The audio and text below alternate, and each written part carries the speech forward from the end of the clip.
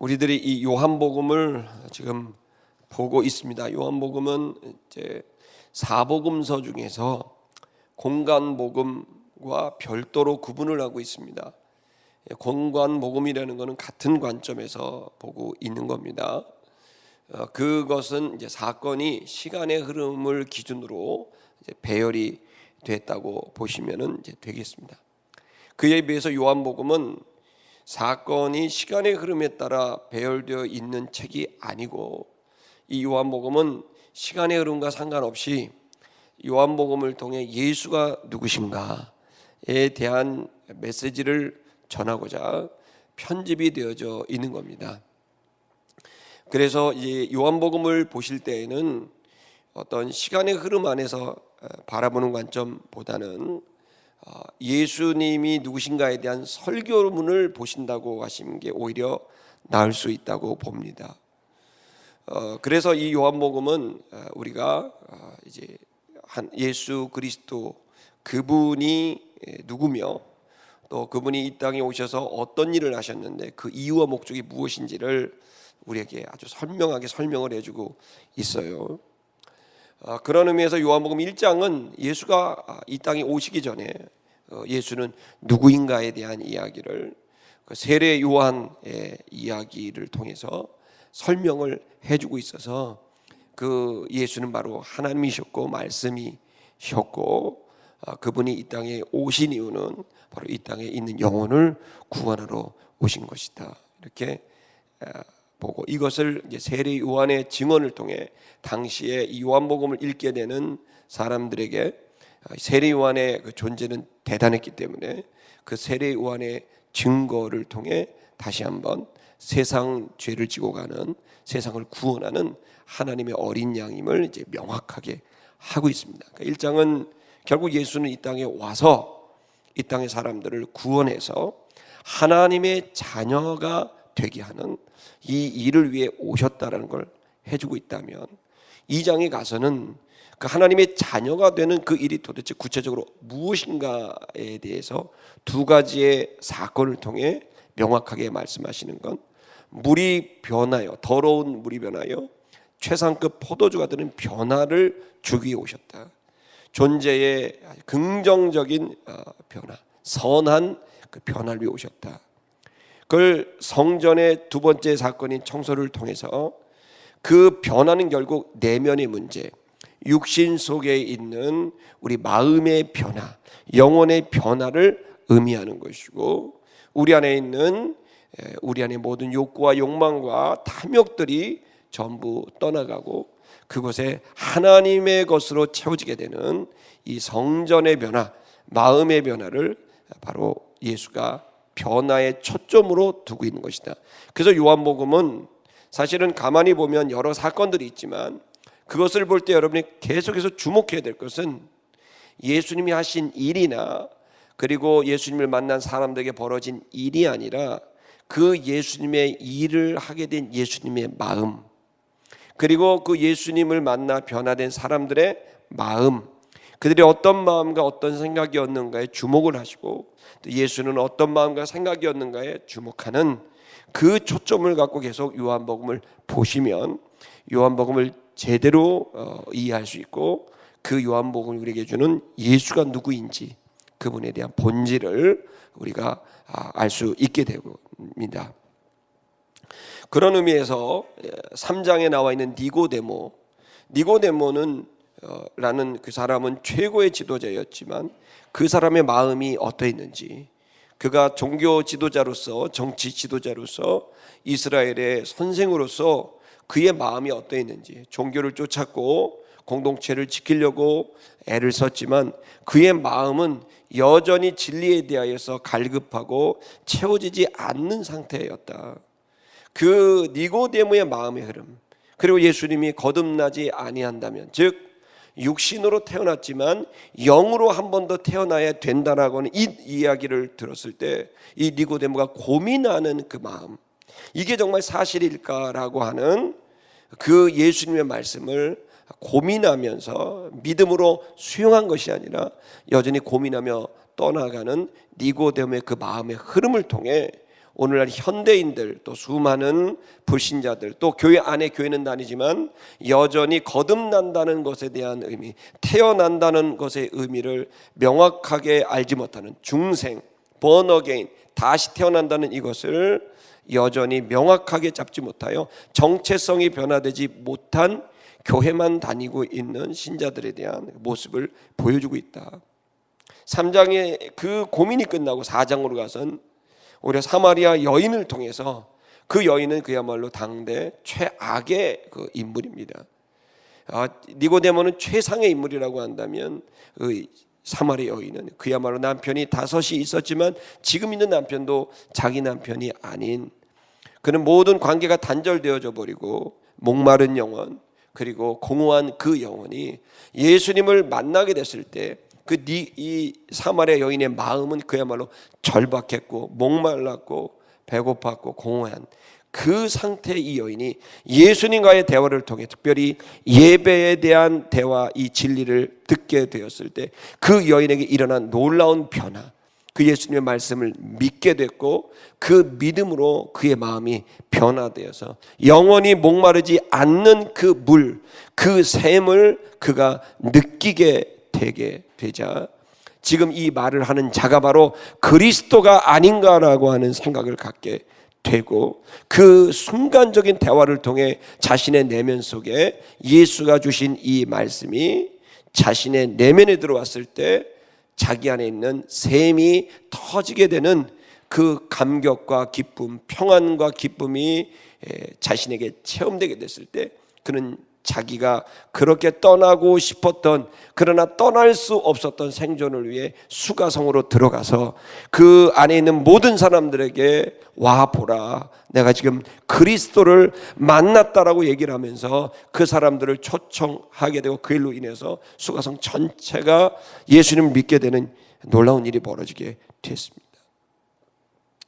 그 장면을 바라보는 제자들의 마음은 여전히 예수를 쫓아가는 결단은 있었으나 그들에게 예수님이 하시는 말씀은 나는 너희가 알지 못하는 양식이 있다고 말씀을 하시면서 너희의 공허감과 너희가 가지고 있는 만족감이 없는 것은, 그러시면서 예수님께서 그들에게 그 이야기를 하시면서 눈을 들어라, 그리고 밭을 봐라, 희어져 추수할 때가 되어져 있는 저 사람들을 추수하는 것이 그 모든 공허감을, 그 모든 만족감, 인생에 대한 불만족스러운 이 모든 것들이 해결되는 문제를 제시해 주신 겁니다. 사마리아 여인에게는 물에 대한 말씀을, 생수를 말씀하시고 제자들에게는 양식을 말씀을 하시면서 진짜 물, 진짜 양식에 대한 이야기를 하시면서 우리에게 예배와 영혼을 구원하고 영혼을 섬기는 일에 대한 도전을 우리에게 주셨습니다. 이 사건을, 이 대화를 통해 그 다음 갈릴리로 이동하실 때 왕의 신하가 예수님을 가나에 들어갔을 때 만나게 됐고, 그 왕의 신하는 예수님을 만났을 때 자신이 가지고 있는 믿음이 있었던 사람입니다. 자기 아들이 죽게 되었는데 어떻게 30km 이상을 와서 예수님을 초청해서 아들을 살릴 생각을 했겠어요. 이건 왕의 신하는 분명히 믿었던 겁니다. 그러나 본문을 우리가 살펴봤듯이 왕의 신하는 예수님을 본 적이 없습니다. 왕의 신하는 예수를 직접 본 적도 없고 예수님이 기적을 행한 것을 본 적도 없음에도 그에게 들려져 있는 소문 하나를 통해 이 사람에게, 이 예수에게 갔을 때 아들이 죽게 되었지만 살게 될 거라는 소망을 갖게 되고 그 믿음 하나로 달려온 거죠. 즉 말씀, 그 소문, 그 소식 하나를 듣고 달려오게 됐는데, 그러나 여전히 이 왕의 신하는 직접 자신이 봤을 때 뭔가 예수가 가야 되고 어떤 사건이 벌어져야만 아들이 날 거로 생각해서 자기의 동네인 가버나움으로 초청을 했을 때 예수께서 그 왕의 신하에게 하신 말씀은 그냥 네 아들이 나았다, 다시 돌아가라라고 하는 이 간단한 말씀을 그에게 전달했을 때 4장 50절에 보시게 되면 여러분 한번 좀 읽어보십시다. 아주 중요한 요절인데요. 4장 50절 다 같이 읽겠습니다. 시작. 예수께서 가라사대 가라 네 아들이 살았다 하신대 그 사람이 예수의 하신 말씀을 믿고 가더니. 자, 이 왕의 신하의 믿음이 이제 변화되는 걸 알 수 있습니다. 그는 자기가 가지고 있는 생각과 믿음이 혼재된 상태에서 왔습니다. 그러나 이 순간 왕의 신하가 예수님을 만나게 되고 예수님 말씀을 통해 얻은 건 자기의 생각이 완전히 부인되게 되고 오로지 그가 예수의 말씀을 믿게 됐다. 그리고 그 말씀을 믿었기 때문에 예수님을 가나에 두고 그는 혼자 아들이 살았다라는 믿음을 갖고 자신의 동네인 가버나움을 향해 출발하게 됐다는 겁니다. 자, 이 변화입니다. 지금 우리 내면의 변화, 영혼의 변화, 이 마음의 변화는 지금 수많은 믿음의 사람들이 혼재되어져 살고 있는 겁니다. 예수님을 믿는 게 맞지요. 예수님을 믿습니다. 그러나 여전히 나의 생각과 그리고 예수님의 말씀이 혼재되어져 있는 상태. 또 하나는 뭔가 눈에 보여야 되고 누군가가 나타나야만 이 모든 것이 될 거라고 하는 이 상태. 그래야만 확신을 얻고 그래야만 믿음이 생긴다라고 하는 거죠. 그러나 여러분 요한복음이 얘기하고 있는 건 시종일관 똑같아요.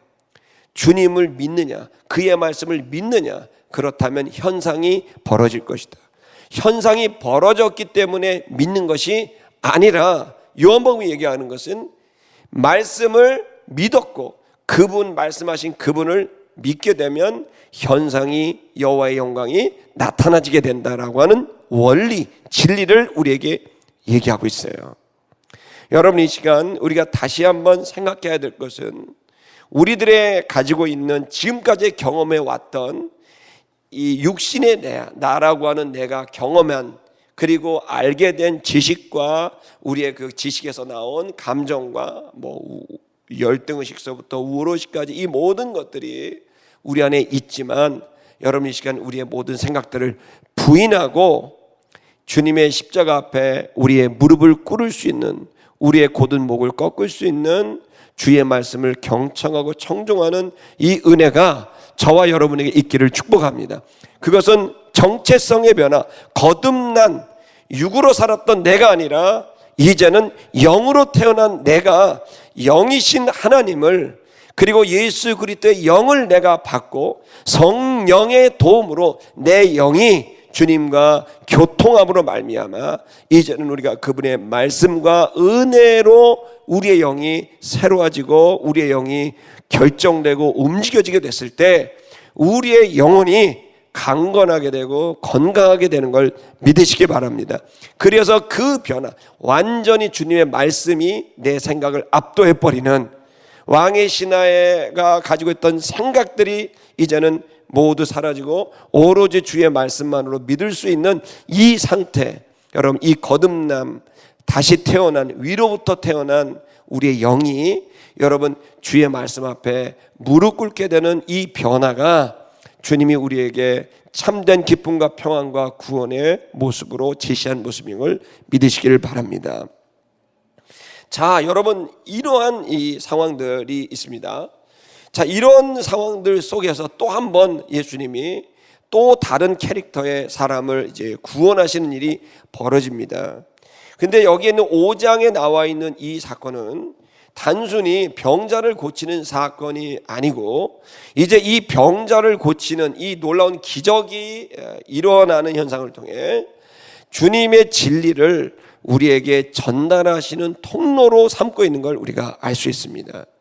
그래서 이 5장의 내용은 오늘 여러분이 읽으신 9절까지는 다 한 게 아니고 다음 주까지 더 가야 됩니다. 이 5장 전체가 하나의 그런 의미가 이제 있는 곳입니다. 그래서 이 일부를 우리가 봅니다. 오늘 보시는 본문의 내용은 38년 된 병자가 기적같이 치유되는 일입니다.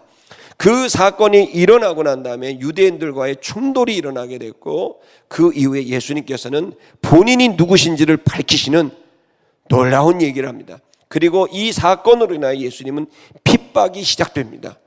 그 내용이 이제 5장에 담겨져 있는 내용입니다. 자, 오늘 이 본문의 말씀을 우리가 오늘과 다음 주에 다다음 주에 걸쳐서 세 번에 걸쳐서 보게 될 때 여러분과 제가 첫째는 예수님이 가지고 있는 예수님에 대한 정체성에 대한 생각을 우리가 좀 첫 번째 가져야 되고, 두 번째는 예수님의 마음의 흐름을 이렇게 보셔야 됩니다. 그다음에 세 번째는 여기에서 이제 대면하고 있는, 오늘은 38년 된 병자의 마음의 흐름이고 다음 주는 유대인들과 그 외 사람들의 얘기입니다. 여러분과 제가 이 내면의 말씀에 대한 이 말씀이 우리의 내면을 변화시키시는 귀한 은혜가 있게 될 것을 믿습니다. 자, 한번 보십시다. 1절을 보겠습니다. 자, 유대인의 명절이 그 후에 있었습니다. 그 후는 갈릴리에서의 활동입니다. 예수님은 갈릴리로 가셨고 그 갈릴리에서 이제 활동을 하셨는데 주로 활동하신 곳은 가버나움입니다. 예수님은 물론 나사렛에서 자라셨지만 그건 유년기였고 청년기 때였고, 공생애는 어디서 하셨냐면 가버나움을 중심으로 하셨어요. 왜 가버나움에서 하셨을까요? 그 이유는 바로 왕의 신하가 그 예수님의 모든 활동을 지지하고 동역했기 때문입니다. 이 기적으로 인해서 사장에 있는 기적을 통해서 가버나움을 중심으로 예수님은 갈릴리 전도 활동을 하고 계셨습니다. 그러던 중에 유대인의 명절이 왔다. 근데 여기가 유월절인지 아니면 불임절인지 이제 두 가지 설이 있는데, 어떤 절기인지 적혀져 있지 않는 것은 아마도 어떤 절기냐에 초점을 둔 게 아니라, 절기가 명절이 되면 100만에서 200만 정도의 유대인들이 예루살렘에 집결하게 되는 거죠. 그러면 그들이 성전을 중심으로 집결하게 되면 이 말씀은 이제 모든 유대인들이 모여 있는 그 시간, 바로 그 장소에 예수님이 가신다라는 겁니다. 이 얘기는 뭡니까? 예수님이 계획을 갖고 가시는 겁니다. 예수님은 어떤 말씀을 하시고 어떤 기적을 베푸실 때 즉흥적으로 하신 적이 없습니다. 예수님이 하신 모든 말씀과 행동들은 구약 성경의 메시아 예언을 철두철미하게 성취시키는 것으로 모든 말씀과 행동이 이어지고 있다는 걸 아셔야 돼요. 예수님은 철저히 계획적이시고 의도적이셨어요. 그 계획과 의도는 온 인류를 구원하시고자 하시는 목적이 있으셨던 겁니다. 그래서 예수님께서 하셨던 모든 말씀들은 특별히 이사야 예언을 중심으로 거기에 메시아 예언들, 주옥 같은 메시아 예언들이 있고, 하나님이 하나님의 백성들에게 약속한 구원의 언약들이 있습니다. 그 민족 단위와 개인 단위의 그 약속 구원의 언약들을 예수님께서는 꼼꼼하게 자기의 3년 반 동안의 공생애를 통해 그 말씀에 약속한 걸 성취하시는 거예요. 그러니까 예수님은 그냥 사신 게 아니라 말씀, 구약 성경의 예언의 말씀들, 언약의 말씀들을 본인이 말과 행동을 통해 약속을 이루시는 거예요. 그게 공생애의 의미인 거예요. 공생애는 그냥 공적으로 살았다는 의미가 아니라 구약의 하나님이 약속하신 것을 성취하시는 삶을 사셨다가 맞아요. 그렇다면 예수님은 철저히 구약 성경을 큐티하셨겠죠. 그 주신 말씀이 오늘날 이 말씀을 내가 말하고 내가 행함으로 이 약속을 성취하겠다라는 겁니다. 그래서 여러분, 예수님은 말씀과 행동 모두가 즉흥적으로 벌어진 일이 없이 철저하게 약속을 성취하는 것에 초점을 맞추고 있다. 그렇다면 여기 38년 된 병자를 만나신 것도 이건 역시 주님이 이미 생각을 하고 계신 겁니다. 병을 치료하는 것을 넘어서서 정말 우리가 어디에 초점을 맞춰 신앙생활을 해야 되는지, 또한 본인이 누구인지를 이 38년 된 병자를 통해 계시하시고 싶으셨던 겁니다. 자, 그러니 명절에 했으니 많은 사람에게 이것이 보여지게 됐고 이제 회자되게끔 될 수 있는 일이라는 거죠. 우리 5장이 대단한 말씀입니다. 5장을 여러분 한번 좀 보십시다. 자, 예수께서 예루살렘에 올라가셨습니다. 여기 올라가셨다는 아나바이노는, 바이노는 걷는다인데 전치사를 붙여서 합성어입니다. 아나는 위쪽으로 갔는데서 올라간다 이렇게 표현합니다. 그러나 여기 카타바이노는 내려간다 이런 뜻이에요. 아나는 위, 카타는 아래입니다. 왜 이런 말을 쓰느냐? 예루살렘은 바로 하나님과 하나님의 백성들이 평화를 누리는 화목한 관계가 되는 장소가 예루살렘입니다. 그래서 여기서 요한계시록에서는 지금의 땅의 예루살렘은 저 하늘에 있는 예루살렘의 그림자와 같아서 이제 완벽한 하나님과 우리가 나는 너의 하나님이 되고 너희는 나의 아들들이 되리라라고 하는 이 약속이 성취되는 장소가 예루살렘이고, 이걸 요한계시록은 새 예루살렘이라고 표현을 하면서 지금 땅에 있는 예루살렘이 결국에는 저 우리가 들어가게 될 새 예루살렘 성의 그림자다라는 얘기를 하고 계시는 겁니다. 바로 이 예루살렘은 아브라함이, 변변치 않은 노인네 아브라함이 하나님을 만나서 자기 아들을 드리는 최고의 제사를 그가 하게 된 장소가 예루살렘이고, 그리고 아브라함의 그 제사가, 아들을 드린 제사가 이제 하나님이 자기 아들을 우리를 위해 드리는 제사를 오게 한 놀라운 예배를 드렸던 곳이 예루살렘입니다. 그래서 이 예루살렘은 모리아산이라고도 표현을 하고 다양한 말로 이제 표현합니다. 여기에 예루살렘에 이제 예수님이 가신 것은 결국에는 우리들도 우리의 신앙의, 우리의 삶의 가장 큰 우선적 가치는 이 땅이 아니라 하늘이라는 사실을 믿기를 축복합니다. 그래서 이 하늘에 하나님과 하나가 되는 예루살렘, 이것이 저와 여러분의 가장 우선되는 가치. 그래서 예수도 예루살렘에 올라가신 거죠. 자, 거기서 무슨 일이 벌어졌는지 보십시다. 2절 보겠습니다. 거기에 연못이 히브리 말로 베데스다라고 하는 연못이 있었고, 그 연못에는 행각 5이 있었다. 지붕이 있는 건물이 5개가 베데스다 연못 주변에 있었다는 겁니다. 여러분, 지금도 베데스다 연못이 이제 발굴이 됐습니다. 고고학자들이 발굴을 해서 여러분이 가시면 베데스다 연못을 보실 수 있는데 상당히 깊습니다. 그리고 규모도 뭐 연못이라서 요만하지 않고 상당한 규모가 있고요. 거기에 물이 이제 잠겨져 있는 겁니다. 그래서 거기에 물을 저장하게도 되고 그 물을 이제 식수라든지 농업용수로 쓰게 될 정도로 대단히 규모가 있는 이제 연못입니다. 그러니 행각이 5개, 건물이 5개나 있다라고 하는 것은 이제 이곳이 상당히 사람 예루살렘에서는 유명한 곳이 된다, 이렇게 우리가 알 수가 있습니다. 실로암 연못도 있지만 여기는 이제 베데스다 연못입니다. 근데 이제 베데스다라는 게 뭐냐면 자비의 집이다, 이런 뜻입니다. 자비의 집. 그러니까 자비를 베푸는 곳이다. 왜 자비를 베푸는 곳이냐? 이 연못에 이제 여러분은 읽으셨고 알다시피 이 연못에 물이 동할 때 천사들이 내려와 갖고 움직이면, 물이 동하면 거기에서 그 물에 들어가는, 제일 먼저 들어가는 사람이 어떤 질병이든 낫게 되기 때문에 하나님이 자비를 베푸는 곳이다. 이래갖고 이제 자비의 곳이 되는 겁니다. 그러니까 여기에는 근데 요 베데스다가 어디에 있었냐면, 이 베데스다는 그러니까 질병 걸린 사람들이 가득했겠죠. 가득했을 겁니다. 근데 여기가 어디에 있냐면 양문 곁에 있었다, 이렇게 되어 있습니다. 양문. 양문은요, 양의 문이에요. 양의 문. 그러니까 예루살렘에 우리가 무조건 들어오는 게 아니라 대문이 있다면 이제 소문들이 있지 않습니까? 우리도 여기 보면 이제 뭐 남대문이 있지만 서소문이 있잖아요. 서소문, 여기가 뭐예요? 서소문이 이제 작은 문인데 거기 왜 서소문인가? 여기로 성 안에 있는 시체를 빼는 문이 서소문이에요. 그래서 서소문이 여기 앞에 있고 이쪽 와서 여기 아현동이 있잖아요. 아현동이 뭐냐면 아이들 공동묘지가 아현동이에요. 원래 지금 아파트로 고급 아파트가 들어섰지만 저기가 원래 공동묘지입니다. 아이들 공동묘지가 있고 일반 사람들 공동묘지가, 지금 서민들이 거기 들어가서 무덤 옆에다 집 짓고 살다가 재개발이 돼서 아파트 단지가 됐지만 저희가 원래는 공동묘지입니다. 서소문이 그런 거라는 거죠. 각 문마다 뭐 분문, 성경도 분문이 뭡니까? 이제 그 배설물을 내오는 문이 분문이죠. 그런 문들이 있어요. 용도가.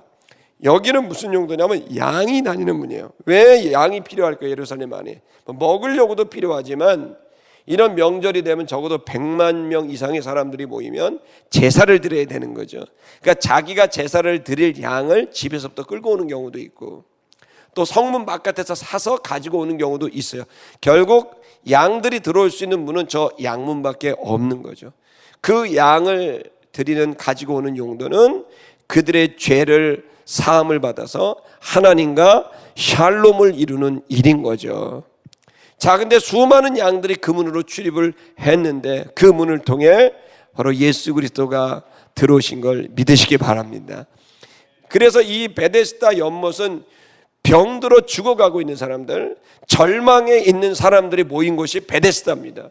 그들은 오직 주님의 자비를 구하는 것밖에는 다른 회복할 방법이 없는, 희망이 없는, 오로지 주님밖에는 방법이 없는 사람들이 모인 곳이, 고통받는 자들이 모인 것이 베데스다라고 한다면, 자, 그들을 구원할 어린 양, 그 양이 들어오는 문이 바로 양문이 됩니다. 여러분, 결국 예수 그리스도께서 이 일들을 행하시게 될 때 이 38년 된 병자를 베데스다에서 구출하신 이 사건은 모든 인류 속에 있는 자신의 고통 속에, 질병 속에 있는 마음의 질병, 육신의 질병, 그 속에 있는 사람들, 그러나 답을 찾지 못하는 사람들에게 구원을 베풀고 싶으신 주님의 그 뜻이 담겨져 있는 사건이 바로 이 사건이다. 자, 여러분 좀 더 우리 보십시다. 3절을 보시면 그 장면이 더 구체적으로 나오는데, 거기에는 질병에 걸린 사람들이 그 안에 누워 있었다. 누워 있었다. 왜 누워 있어요? 질병이 중하니까 누워 있는 거예요. 앉을 수도 없고 설 수도 없는 상태 이 사람들. 그러니까 최악의 질병에 걸린 소경, 절뚝발이, 혈기 많은 사람들이 이제 그냥 그야말로 절망 속에 그 안에 있었던 거죠. 근데 여기 보면 자들이라고 되어 있는데 원문을 보면 군중이라고 되어 있으니까 엄청나게 많은 사람이란 뜻입니다. 그러니까 온 이스라엘에서 질병에 걸렸고 이제 더 이상 희망이 없는 사람들은 마지막 찾아오는 곳이 어디예요? 베데스다인 거예요. 이제 나는 이제 돈도 없고 나 이제 희망이 없어. 근데 마지막 주님의 자비를 얻는다면 나올 수 있어 라는 신락 같은 믿음으로 지푸라기 하나 잡는 심정으로 찾아오는 곳이 바로 베데스다인데 여기 사람들이 많았습니다. 자, 그들이 온 이유를 가로를 쳤잖아요. 개역 성경 보시면 가로 쳐져 있는 게 있고 비어 있는 것도 있잖아요. 여러분, 이게 가로를 친 이유는 뭐냐면 어떤 사본에는 있고 어떤 사본에는 없다는 뜻입니다.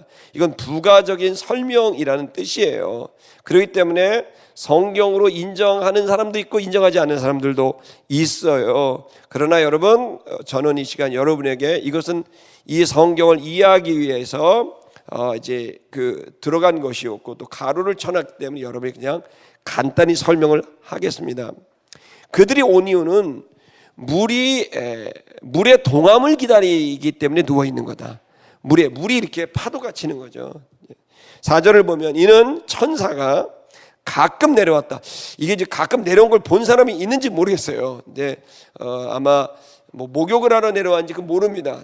근데 이제 천사가 내려오면 물이 동하게 되고, 동한 후에는 그 동할 때 먼저 들어가면 어떤 병에 걸렸든지 다 낫게 되는 선착순입니다. 수의계약. 그래서 이제 제일 먼저 들어가는 사람이 병을 낫게 되니까 사람들은 전부 지금 천사가 내려와 물이 동할 때를 기다리겠죠. 뭐 바람이 불어서 파도가 치는지 뭔지 모르지만 하여튼 이 얘기는 뭐겠어요. 실제로 이제 천사가 내려왔다는 기록은 성경에는 없고 여기에만 있는 걸 봐선 사람들의 소망을, 사람들의 갈망을 거기에 담은 이야기가 아니겠나. 그래서 하나님의 그 은총을, 기적을 기다리고 있는 사람들, 자, 이들의 마음을 우리가 알 수 있습니다. 지푸라기라도 잡고 싶은 심정이죠. 자, 5절 보겠습니다. 그런데 그 중에 어떤 사람이 있었다는 거예요. 여러분, 예수님이 수많은 병자가 군중이 있었습니다. 병든 사람이. 그 중에 왜 하필 38년 된 병자를 했을까? 그거에 대해서 여러분에게 저도 다 추측할 뿐이죠. 중요한 건 주님이 그를 택하신 게 맞는 거죠. 그 중에 38년 동안, 여러분 지금 여기 보신 분 몇몇 분 안 되지만 38살 안 된 사람도 여기 막 있단 말이에요. 38년이 얼마나 긴 시간입니까? 제가 제 나이에 38년이 이제 딱 되면 제가 딱 만 90살이 되는 거예요. 그러니까 38년이라는 시간은 어마어마한 시간인 거죠. 그 기간 동안에 이 사람이 어떤 삶을 살았을까? 병 안에 38년 동안 살았다는 거예요. 병 속에서, 질병 속에서 38년을 살았다고 한다면 그가 겪은 고통과 절망은 이루 말할 수가 없을 거라고 생각합니다. 자, 이 절망 속에 있는 이 사람 좀 더 보겠습니다. 6절. 자, 이 사람을 여러분 이 6절은 잘 보셔야 됩니다. 본문을 보시면 자, 예수께서 어떻게 그를 대하고 있는지, 이 절망에 빠져 있는 그를 어떻게 대하는지 자 보십시다. 예수께서 그를 봤습니다. 누워 있는 사람을 본 거예요. 그리고 예수는 아셨어요. 그가 벌써 너무나 깊은 질병에 오랫동안 있다는 걸 아셨어요. 그리고 그에게 말씀하셨다는 거예요. 여러분, 예수는 온 인류를 구원하러 왔습니다. 그렇죠?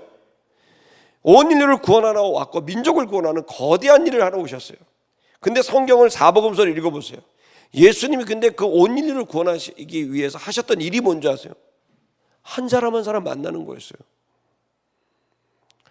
예수님이 온 인류를 구원하는 큰 일을 위해서 오셨음에도 예수님은 니고데모 한 사람을 만났고 사마리아 여인 한 사람을 만났고 왕의 신하 한 사람을 만났고 여기 38년 된 병자 한 사람을 만나는 거예요.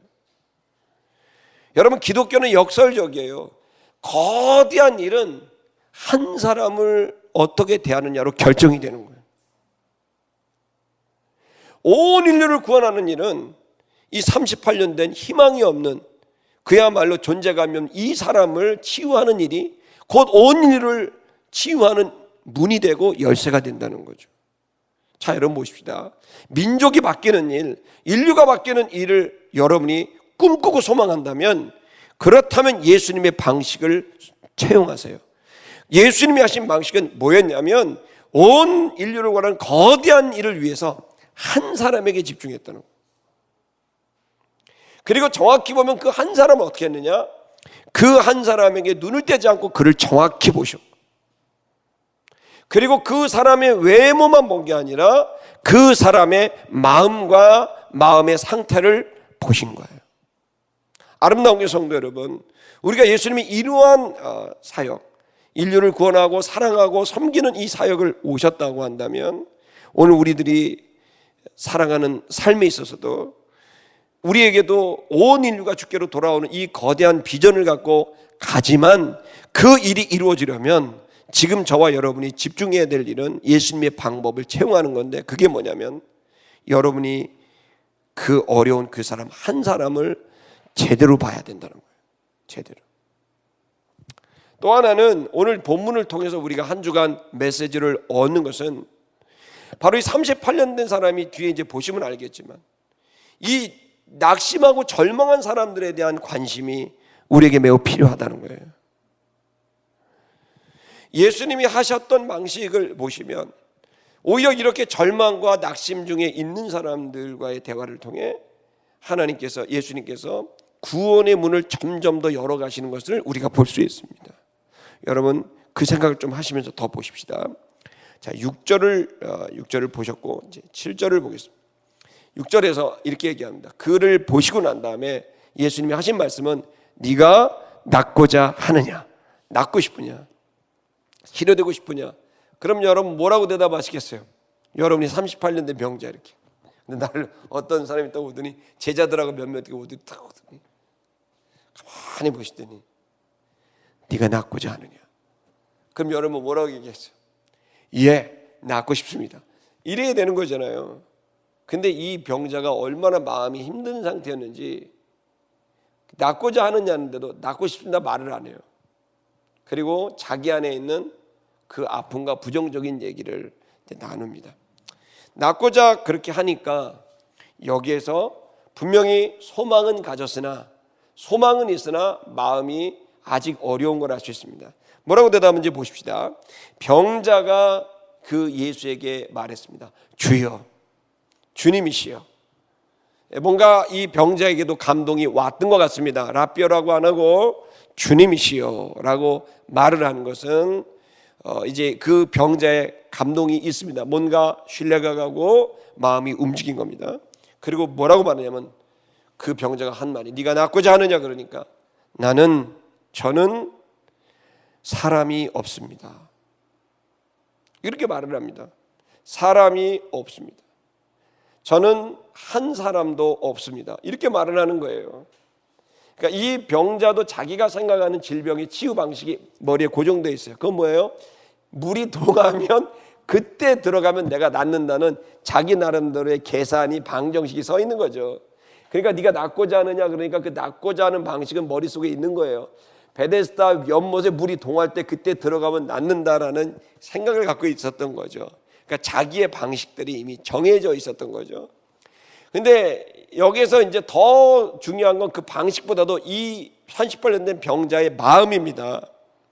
아름다운 교회 성도 여러분, 우리가 지금 이 평생을 살아갈 때 저와 여러분에게 가장 중요한 가치는 하나님이지만, 그리고 그 하나님께서 가장 중히 여기는 게 바로 사람들입니다. 예수께서 이미 사마리아 여인을 통해 대화를 통해 제자들과의 대화를 통해서 너의 눈을 들어서 휘어져 추수할 때가 된 그 사람들을 봐라. 그 사람들을 추수하는 일에 대해서 우리에게 도전을 주신 것처럼 이 38년 된 병자 역시도 마찬가지로 휘어져서 추수할 때가 이른 목마르고 갈망한 절망 중에 있는 사람이라는 걸 알 수 있는 거죠. 자, 이 사람의 마음이 뭡니까? 나에게는 한 사람도 없어요. 사람이 한 명도 없어요. 나를 밀어줄 천사가 와서 물이 동할 때 그때 이 연못에다 나를 밀어줄 사람 한 명이 없어요. 38년 된 병자가 지금 느끼고 있는 마음은 나에게는 사람이 없다는 거예요. 나를 도와주고 내 편이 돼주고 나의 고독과 외로움을 해줄 단 한 명의 사람도 지금 없어요라는 38년 된 병자의 마음을 우리가 오늘 이 시간 느끼기를 축복합니다. 사람이 없다는 거예요. 이게 이제 이 사람이 38년 동안 얻은 질병보다 더 큰 괴로움은 나는 버려졌다는 거예요. 나는 잊혀졌다는 거예요. 나는 나를 도울 사람이 한 명도 없다는 거예요. 이게 이 38년 된 병자의 마음이라고 한다면, 여러분, 아름다운 교성도 여러분, 이제 우리 눈을 좀 들어야 됩니다. 아멘. 지금 코로나로 인해서 여러분의 개인의 문제들이 있고 현안들이 있고 풀어야 될 문제들이 있습니다. 국가적인 여러 이야기들도 있습니다. 또 교회가 한국 교회가 막 이게 뭐 이렇게 침몰하는 듯한 불안감도 있습니다. 자, 이 모든 것들이 지금 이제 있지만 여러분 가치 체계를 정확하게 하셔야 됩니다. 가장 중요한 것은 영혼입니다. 그리고 그 영혼 중에서 추수할 때가 된 영혼이 있습니다. 그때 추수의 낫을 들어 추수하는 겁니다. 그 추수할 때가 언제입니까? 목마르고 공허하고 괴로워 고통 속에 있는 절망 속에 있는 그들에게는 지푸라기를 잡고 싶은 마음으로 베데스다 문에 들어가고 싶은 마음에 거기 있지만 더 이상 이것을 할 수 없다라고 하는 자기 한계와 절망 속에 있는 그 절망에 빠진 사람들이에요. 저는 지금 한국교회가 위기지만 이것은 기회가 될 수 있다고 봅니다. 왜냐하면 우리는 진짜 기독교를 만들 수 있는 기회가 된 거예요. 진짜 기독교가 뭘까요? 신앙의 본질이 뭘까요? 그건 바로 하나님에 대한 사랑이고 영혼에 대한 사랑입니다. 진짜 기독교답게 가면 오히려 이것은 그야말로 빛나는 빛이 될 수 있다는 겁니다. 모두 코로나로 두려워하고 경제로 두려워하고 미래에 대해 두려워하고 있는 이때에 눈을 들어서 그 두려움에 빠져있는 사람을 걱정하고 그들의 친구가 되어주고 위로가 되어주는 사람들이 있다고 한다면 바로 그 사람들이야말로 이 시대의 희망이고 그 사람들이야말로 이 시대에 살아갈 빛을 비추는 사람들이라고 생각합니다. 그게 바로 교회가 되는 거죠. 여기에 있는 나를 도울 사람이 하나도 없어라고 절망에 빠져 있는 자들의 친구가 되어주는 것이 교회의 모습입니다. 진짜 교회의 모습, 진짜 성도의 모습은 바로 그 절망에 빠진 사람들을 바라보고 그들에게 다가가고 그들을 바라보면서 그들의 친구가 되어 손을 내미는 이 일이 교회가 해야 될 일이라고 믿습니다. 얼마 전에 요즘에 이렇게 전화들이 좀 와요. 근데 제가 너무너무 좋아하는 선배님이 있어요. 이 선배님은 참 착해. 근데 이제 지방에서 목회를 하시는데 교회가 좀 쉽지가 않은 거예요. 근데 코로나 뭐 이렇게 되는데 저는 이제 아무 생각도 안 하고 이제 전화를 받았는데 이 목사 잘 지내? 그래서 잘 지내요. 이렇게 얘기를 했어요. 형님 어떻게 지내십니까? 삼복더위에 이거 뭐 장마에 이거 코로나에 아주 그냥 어떻게 잘 지내세요? 잘 지내. 그래서 그래요. 뭐 그래서 그러면 형님 한번 서울에 오세요. 제가 우리 같이 밥 한번 먹어요. 그리고 전화를 끊었어. 그러다 가는데 갑자기 마음이 불편한 거예요. 뭔가 이 형이 다른 얘기를 하고 싶어서 전화를 한 것 같아요. 다시 전화를 해갖고 형님 전화를 끊었는데 왜 어쩐 일을 전화를 하셨어요? 그러다 아무 말 안 해.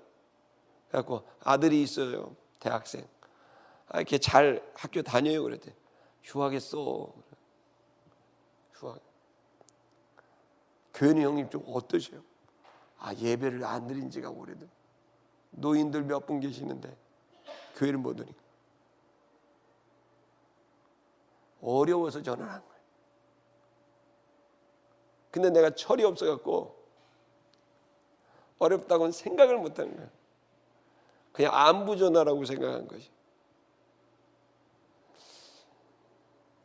내 마음이 너무 지금 코로나로 인해서 여러분 불편하시고 어려우시죠. 우리 교회도 그렇고 모두가. 근데 주님이 지금 우리에게 바라시는 것을 우리가 좀 생각해야 됩니다. 예수를 믿는 사람들, 여러분 이 어려울 때 우리의 눈을 들어야 됩니다. 해보려고 하고 소망을 갖고 노력하지만 안 되는 사람들, 한계에 부딪힌 사람들을 생각해야 됩니다. 북녘에 있는 우리 6명의 북한 옥류 우리 국민들도 마찬가지입니다. 7, 8년이 됐는데 이렇게 관심이 없나 국가가? 도대체 나는 누가 보호해주나? 생각 안 하겠어요. 3명이 선교사님인데 도대체 파송한 선교사와 교회는 어떻게 잊혀지고 그야말로 더 이상 희망이 없는, 지금 한 분이 지금 생명이 위독하다는 얘기를 제가 들었어요. 금요일 날에.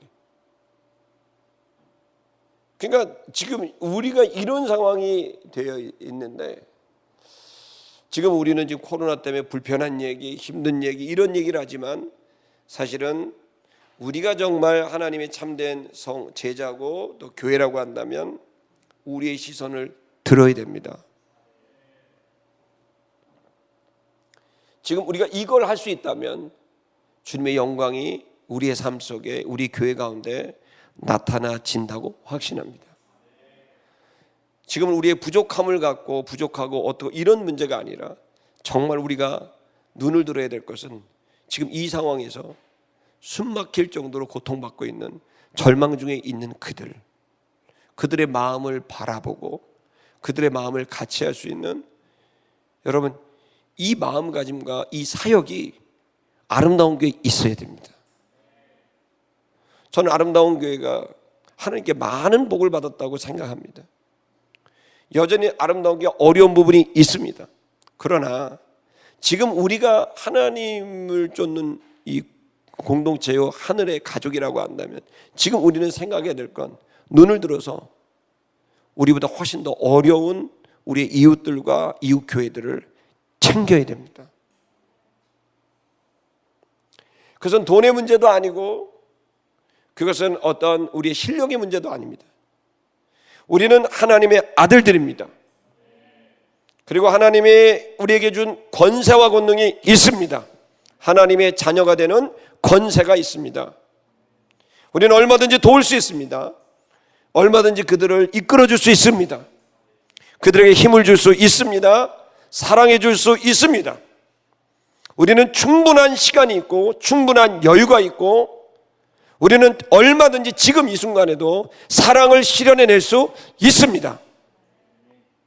우리의 눈을 들고 우리의 의식을 깨워서 이제 그들을 바라보고 그들을 이해하고 그들에게 손을 내미는 바로 이 일이 저와 여러분 아름다운 교회가 지금부터 당장 해야 될 일입니다. 우리 어려운 이웃들을 챙기십시다. 어려운 교회들을 챙기십시다. 우리가 할 수 있는 한 최선을 다해서 그렇게 38년 동안 질병 가운데서 신음하고 있는, 이제 생명무지만 겨우하고 있는, 지푸라기 하나 잡는 심정으로 그냥 저 하늘을 바라보고 있는 그 자비를 바라보고 있는 그들을 주님이 우리에게 이미 붙였을 수 있는데 우리는 눈치채지 못하고 내 생각, 우리의 모습만을 생각하다가 그들을 놓쳤을 수 있습니다. 자, 이제 여러분이 교회에 왔던, 집에 있던, 어디 있던 여러분은 지금 이 순간 참된 그리스도인의 삶을 선택하셔야 되고 여러분은 바로 하나님의 아들이라는 사실을 명심하셔야 됩니다.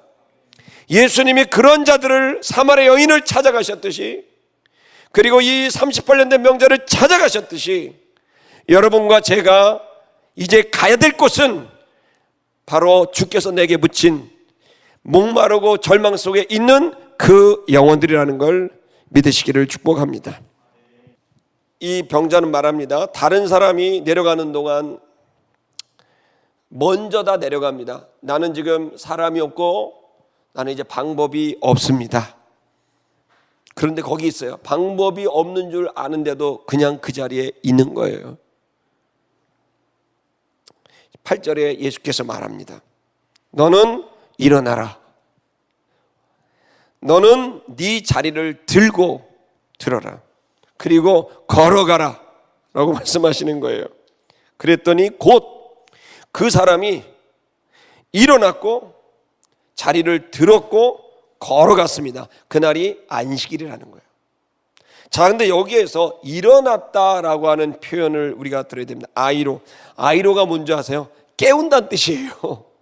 아이로. 이 본문에서는 일어났다라고 되어 있잖아요. 누워있다고 되어 있잖아요. 본문이 누워있잖아요. 아이로는 뭐냐면 잠자는 사람을 깨운다는 뜻이에요. 일어난다는 뜻도 있지만 원래 뜻은 잠자는 사람을 깨운다는 뜻입니다.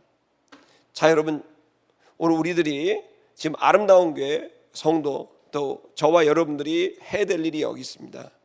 우리는 이제 눈을 들어야 됩니다. 그것이 여러분 열쇠입니다. 여러분의 삶을 돌파할 수 있는 열쇠를 말씀드립니다. 자, 눈을 들어서 휘어져 추수할 때가 된 그 목마르고 공허하고 고통과 절망 중에 있는 사람을 생각해 내셔야 됩니다. 성령께서 여러분에게 알게 하시는 사람들, 알게 하는 교회를, 선교사님들을 여러분에게 붙일 겁니다. 할렐루야. 자, 그렇다면 여러분, 그것을 들었다고 한다면 여러분들은 여러분이 결심을 하셔서 그들에게 어떠한 형태로든 다가가셔야 됩니다. 그 다가가는 모습은 양문에서 나오는 어린 양의 모습처럼 우리가 뭔가를 준다라고 하는 그런 높은 마음이 아니라 어린 양처럼 순전한 마음으로 그들에게 걸어가야 됩니다. 할렐루야. 여러분, 이렇게 어린 양 이쁘게 걸어가듯이 종종 38년 된 병자에게 다가가는 겁니다. 그리고 그를 바라봐야 됩니다. 그때 하나님 우리에게 알게 하실 겁니다. 어떤 말씀을 나누게 할지, 어떤 일을 해야 될지 성령께서 알게 해주실 거예요. 그리고 성령께서 알게 하신 그 말을 말하고 성령께서 하라고 하신 그 행동을 하게 됐을 때 그들을 깨우고 절망의 자리에서 이제 힘을 내십시오. 혼자 가지 마시고 같이 가십시다. 주님이 함께 하십니다. 그들을 깨워줘야 됩니다. 아멘. 그리고 그 자리에서 옛 자신의 절망의 그 돗자리를 들듯이 자신의 삶의 이 이야기들을 그들이 붙들고 이제 이 기적 같은 하나님의 역사가 일어날 것을 소망하면서 자신의 삶의 변화를 함께 도전하고 함께 걸어가는, 여러분, 동행하는 자가 되길 축복합니다. 만약에 그렇다고 한다면 이 사람들이, 여러분, 누가 알겠습니까? 그렇게 깨운 사람들이 하나님의 놀라운 일을 감당하는 걸 저는 목회를 30년 하면서 수도 없이 많이 봤습니다. 목회의 초점은 가장 높으신 분을 바라보는 것과 가장 낮은 사람들을 바라보는 데 있습니다. 가장 높으신 그분을 바라보면서 영광을 돌리고 마음을 다하고 목숨을 다하고 뜻을 다해서 주 하나님을 사랑하고 신령과 진정으로 예배하는 일, 감사와 찬양을 아끼지 않는 일, 동시에 가장 낮은 곳에 계신 분들을 바라보면서 그들의 마음을 이해하고 느끼며 그들이 어떤 생각을, 어떤 감정을 가지고 있는지를 느끼며 겸손히 그들 곁에 가서 그들을 존중하고 격려하고 축복하며 그들을 깨워 함께 가는 일. 이 일은 그 기가 막힌 운동에서 나온 그들이 하나님 앞에 이것을 간증 삼아 쓰임받게 되는 일은 너무나 흔한 일입니다. 여러분, 예전에 우리 대학생들이 이 새벽 예배를 참 잘 왔습니다. 학생들이 공부하기 전에 와서 무조건 새벽 예배를 했습니다. 근데 새벽 예배를 인도하고 딱 가다 보면 가끔씩 어떤 청년들이 있냐면 얼굴이 그냥 봐도 너무 병들어 보여요. 영양 부족. 우리 교회는 참 가난한 집 애들이 많이 다녀요. 딱 봤는데 어느 날 딱 봤더니, 얼굴 봤더니 피주가 한 그릇 얼굴이 하얗게 되는데 애가 삐쩍 말라서 이렇게 막 여드름이 다 터져 있고 그냥, 야, 이제 왜 저러냐. 근데 보니까 식빵을 뜯어먹고 있더라고, 식빵을. 그래갖고, 야, 너 아침밥은 뭐야? 그랬더니 먹었어. 그랬더니 식빵 먹는다는 거야. 그랬더니 이러는 거야. 이 식빵 하나면 3일을 먹는데. 대학생이 식빵을 빵꾸를 해갖고 가방에 넣고, 개척교회 목사들인데 용돈이 없는 거예요. 그걸 식빵을 갖고 3일을 뜯어먹고 있는 거예요. 그때 축복해 준 거예요. 하나님, 이 아들이 복을 받게 하시고 많은 사람을 먹이는 자가 되게 되라. 그렇게 이제 그 친구가 지금 여러분 저기 전라도 광주에서 변호사 사무실을 개업했어요.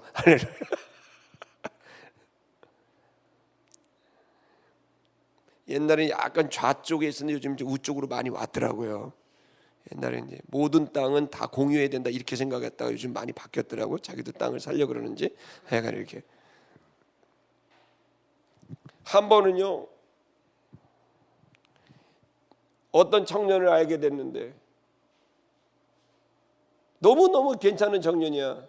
너 어디 사냐? 그랬더니 말을 안 해서, 빨리 말해, 나 한번 가서 보게. 그랬더니 찜질방 살아요. 에이씨, 어느 찜질방이야. 찜질방을 갔어. 갔더니 요만한 백에다가 그러고 다니는 거야. 찜질방을 열었더니 거기다 런닝셔츠 소금 말려놓고, 이렇게 잘생긴 애가 왜 여기서 돈이 없는 거예요. 그래갖고 구운 계란하고 컵라면 사갖고 먹이면서, 네 꿈이 뭐냐? 그랬더니 나같이 어려운 사람들 장학금 주는 게 제 꿈입니다. 그래, 같이 기도하자. 찜찜방에서 기도했어요. 하나님, 이 친구가 훌륭한 사람에 대해서 수많은 사람들의 장학금 줄 수 있도록 복을 주세요. 딱 10년 만에 국회의원이 돼갖고요, 반값 계층별 국가 장학금 제도를 만들었어요. 그 친구가 매년 3조 7천억 8천억씩 장학금을 주고 있어요. 지금 우리 딸이 이번에 받아갖고 얼마 좋아하는지 몰라요. 저는요, 사마리아 여자 남편 5인데 지금 있는 남편도 자기 남편이 아니야. 근데 이 여자가 예수를 만나더니 위대한 전도자가 되고 순교자가 되고 로마 교회의 기둥이 된다.